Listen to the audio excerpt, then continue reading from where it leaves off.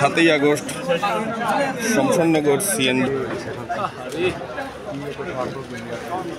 7 August 6:30 ঘটিকার দিকে মৌলভীবাজার সদর থানাধীন শমশেরনগর রোডে একজন হার্ডওয়্যার ব্যবসায়ী তার নিজস্ব ব্যবসায়ী কার্যালয়ে ছুরিকাঘাত করে তাকে হত্যা করা হয়। তার প্রেক্ষিতে আমরা উক্ত হত্যাকারীকে ধরার জন্য বা শনাক্তের জন্য আমরা অব্যাহত কার্যক্রম ছিল।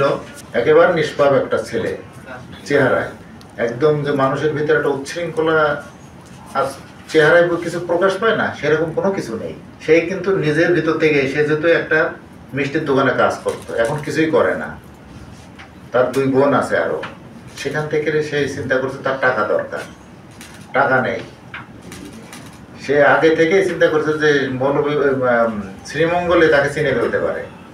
সে আসছে মৌলভীবাজারের শহরকে টার্গেট করছে এবং সে একাই এটা করতে আসছে।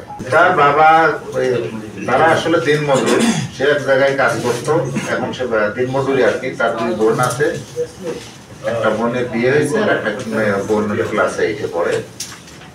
সে আসলে একটা চাকরি করতো, একটা মিষ্টির দোকানে কাজ করতো। সে লেখাপড়াও জানে।